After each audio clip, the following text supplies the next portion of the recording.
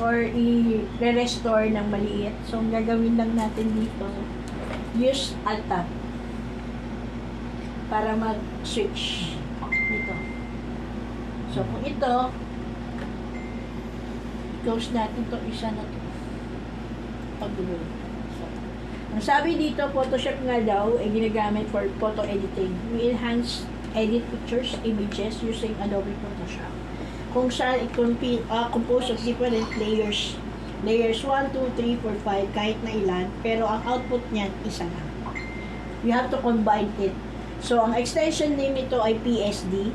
Ibig sabihin for editable. Pero kapag output, yung final na, JPEG na. So, yung binigay ko sa inyo na tools ay eto yun. Lahat sila. Pero kung titignan niyo dito, wala pa. Diba? Yun yung sinabi sa akin nila ni Kapo, ma'am, wala akong nakita. Natural. Hindi ka pa nagbubukas. Dito kasi you have to click file, click nyo. Tinatanong ka kaagad kung anong papel ang gagamitin mo. Are you going to use the recent file, size, save, photos, or print? Sa photo, andito yung sukat niya. Ibig sabihin, ito yung 3R, 4R, 5R na photo paper.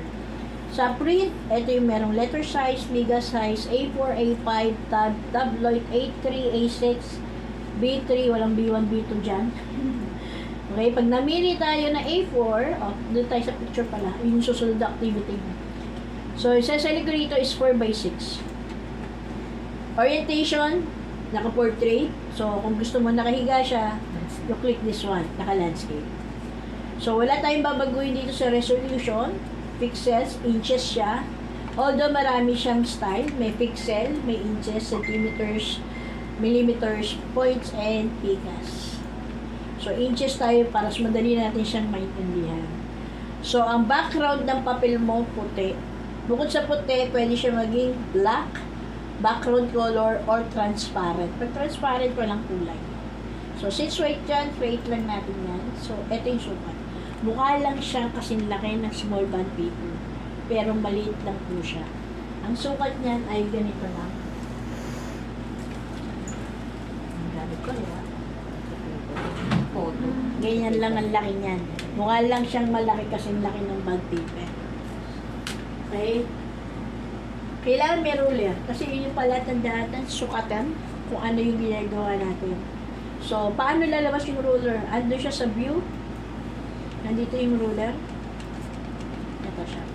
Pag nag-right click ka, you could change the ruler. Pwedeng pixel, picas, centimeters, millimeters, point, at percentage. So, ito, 4x6 ang sukat niyan. So, 6 ang haba, 4 ang taas.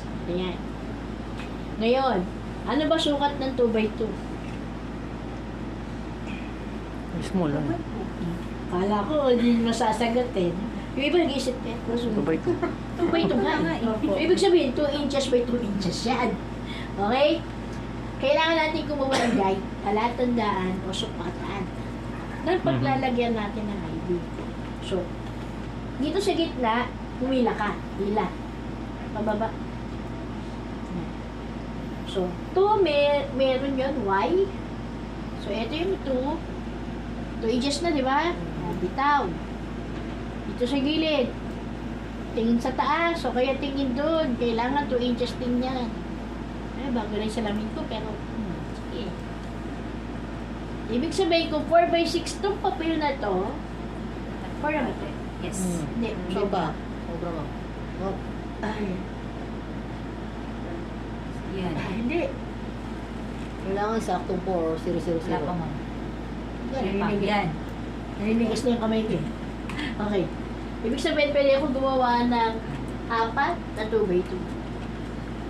At pwede akong gumawa ng 1x1. Ano mahirap lang dito? 500. Ano ba yun? Lahat nakatutok sa Sobra. Sobra. Pasyado ko. Yan, ma'am. Hindi. Yan, okay na, ma'am. Hindi ba, te? 500 na. Hindi, atin niya lang. 500. 10. Ten Ay, yan. 10 pala. Ano, dudikit ko kayo sa computer? Kaya nga hindi ko binigyan ng 5. Sorry naman. Ang mata Para tayo namin. nakasalamin. Ito pa. Kaya nga tutok nga yung ano ko eh. Tingnan mo, nalinaw ng mata, di na sasalita eh. Malaki. Ito.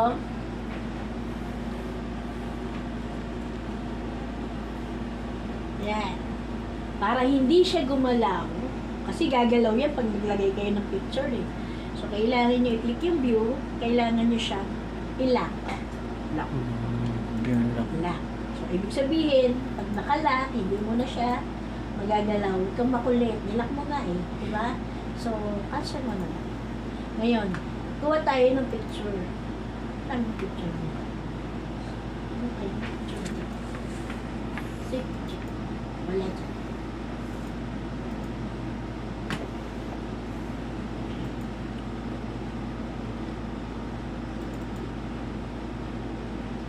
May picture.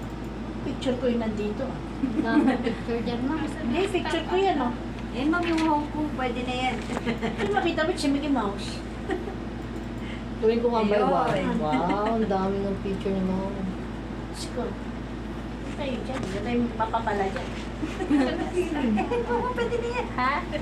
Huwag dyan. Yayamanin. Kailangan nakatupis ka, Ma'am. Ay, meron ko alam siya kung nun eh. nandyan niya. Ay, hindi. Wala. Ay, Wala dyan. Buti na lang wala dyan. Kundi baka i-post nyo pa. Oy, Ma'am. Parang ni-screenshot ko na agad yun. Hindi, dito wala siyang problema. May video. Kasi dito yung mga Ano, may video pa dyan. Yan, nagmamaganda nga eh. Yan ang Macau. Hindi, dapat kasi nakaharap. Hanap na lang tayo. Kasi kahit yung anak ko rin, paglalaroan ko siya. Miss na ako paglaruan ko eh. Yan.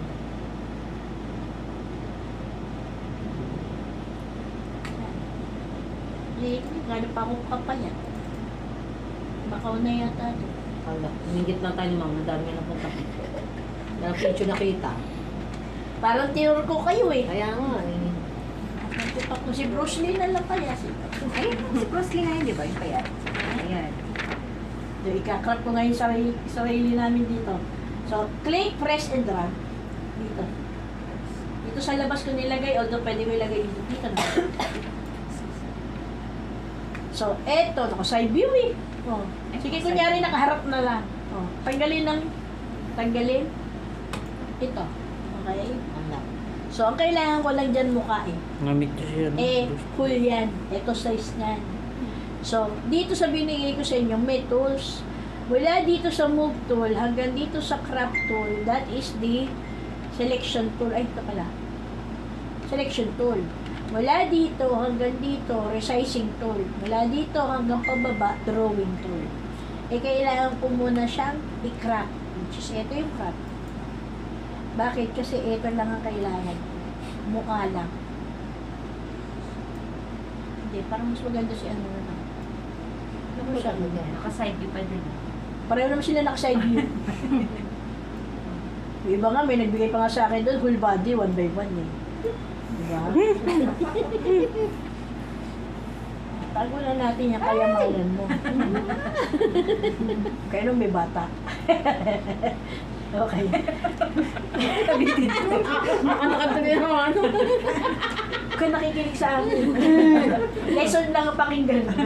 Pwede mo naman i-type dito 1. Ay, 2 by 2, di ba? 2 by 2. Pag 2 by 2 kasi, yan na siya 2 by 2. Ganyan. Yung laki ng 2 by 2. Kaya lang, kailangan nga natin dito. Tagalo ko siya. Wala pa under rito. Meron pa ba yun? Wala. Sa edit. Hindi pa available. Sige ako taas. Ay, tagal lens size. Pili natin ito kasi kailangan meron ng bukas. So, pwede i-check o press enter, pwede na. Yan siya.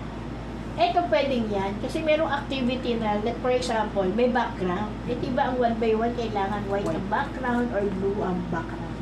So, pag tatanggalin nyo yung background yan, itong mga to ang gagamitin nyo to select the background itself. Mhm. Okay? Ang hirap sabihin na kasi kayo yung bahala kayo. Yung ganun eh. So, eto, kung natapos ko na siya, let's say, gusto ko naman siya pagandahin, under image, meron tayong adjustment. Sa adjustment, meron tayong tinatawag na brightness or contrast, levels, curves, and then Curves. exposure. Sa curves kasi, Linaw. yan. Ganyan siya. Para mag-brighten. Okay? Okay na. Kailangan nyo kasi pindutin isa-isa para malaman nyo. Ito naman ang levels. Kapag ang levels naman, ito yung paglalaroan nyo. Okay? Siyempre, pag hindi kayo satisfied, huwag kayo mag-okay, cancel nyo. Oh. Yung isa naman, exposure. So, expose. Ano mas maganda yun? Yan. Okay. Okay mo. Next, huwag nang ano dito sa brightness or contrast. Alam nyo na yan. So, let's say, tapos na tayo. Naayos na natin siya. Napaliwanagan na natin yung brightness or contrast. Gagamit na tayo ng move tool. So, yung move tool, hila, huwag nyo bitawan. Yung iba kasi hinihila, pagdating dito, bibitawan. Dito nyo bitawan. Yan. Okay, dito nyo ngayon siya ilalagay. Ma'am, ito yung sukat mo, 2 by 2 maliit. Diba? Control T. Ibig sabihin, transform. So,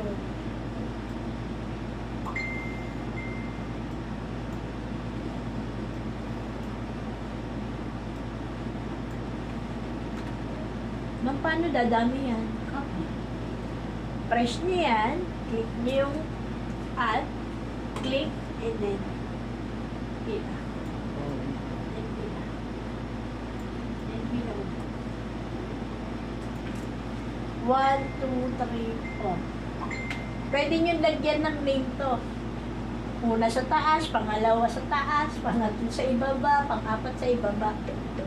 Para pag in-edit nyo. Pero kung ID yan, kahit hindi nyo na pangalanan. Kasi alam nyo naman lahat. O eto, paano yan? 1 by 1 naman yan. Huwag ka pa next. Ay. Nakalagay. Ay.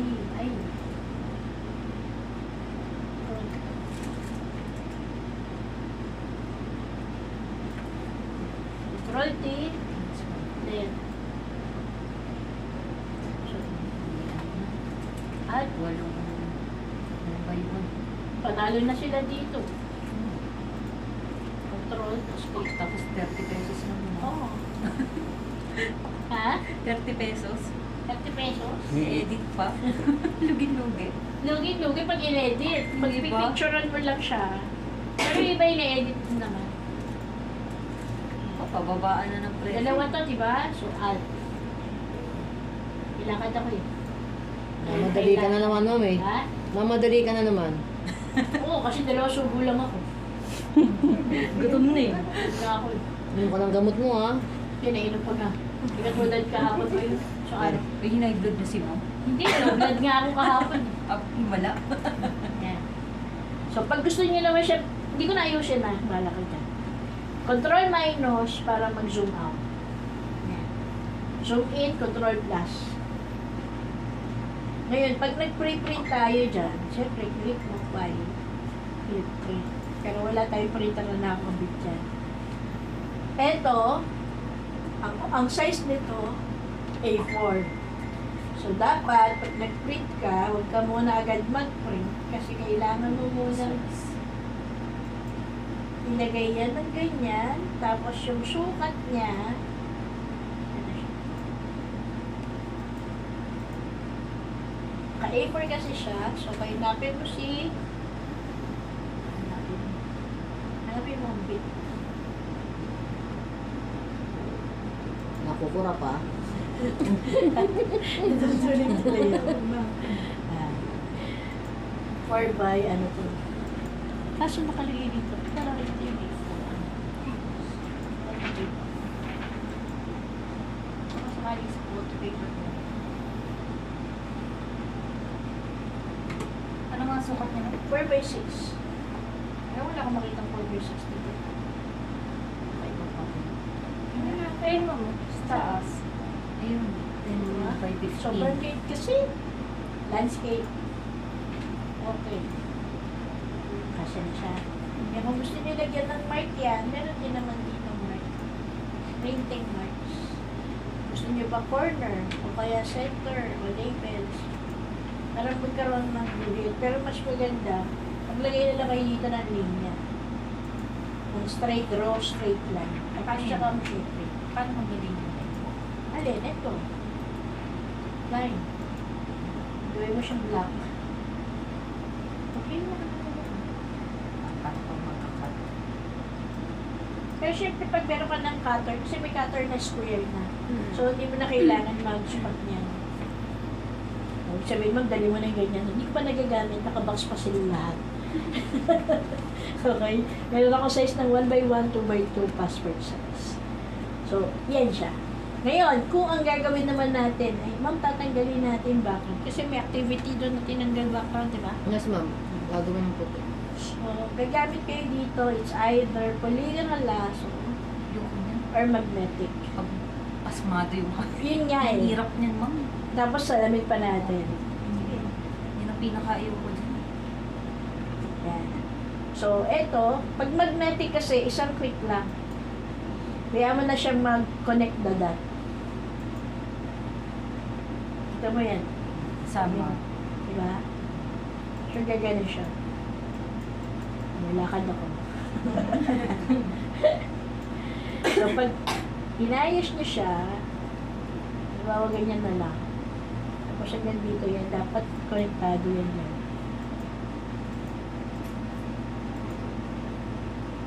So, hindi ito yung buburahin natin. Buburahin natin. So, kung ang nakaselect dito yung image, kailangan nyo select with inverse para kabaliktaran. Hindi. Ano siya. So, tapos lalagyan nyo siya ng kulay. Kung lalagyan nyo siya ng puti, although puti na naman to kahit wala. Parang transparent. Pwede naman.